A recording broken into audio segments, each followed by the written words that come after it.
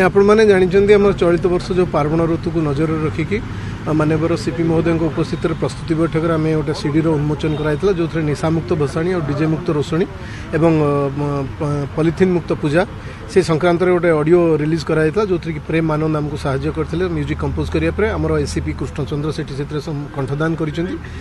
दीप्तिमयी पाड़ी कंठदान कर आज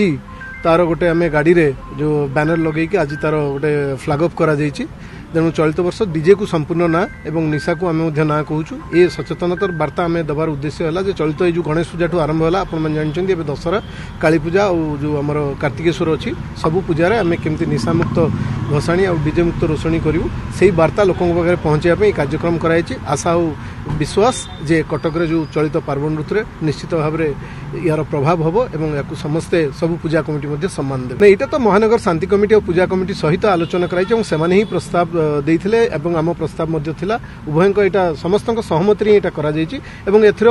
जो रेस्पॉन्स पॉजिटिव रेस्पॉन्स हमको मिली तेणु आम निश्चित विश्वास करूँ अनेक पूजा कमिटी मध्य लिखिकी देलेनी जे आम चलित वर्ष निशामुक्त भसाणी और डीजे मुक्त रोषणी करूँ बोली निश्चित भाव देखो आम गोटे सचेतनतार वार्ता आम प्रसार करूँ एटा किंतु जदि एथर किसी खिलाफ हेबे ताले निश्चित भाव में आईन अनुसार कार्यानुष्ठान ग्रहण करा जिवो एबे तो जस्ट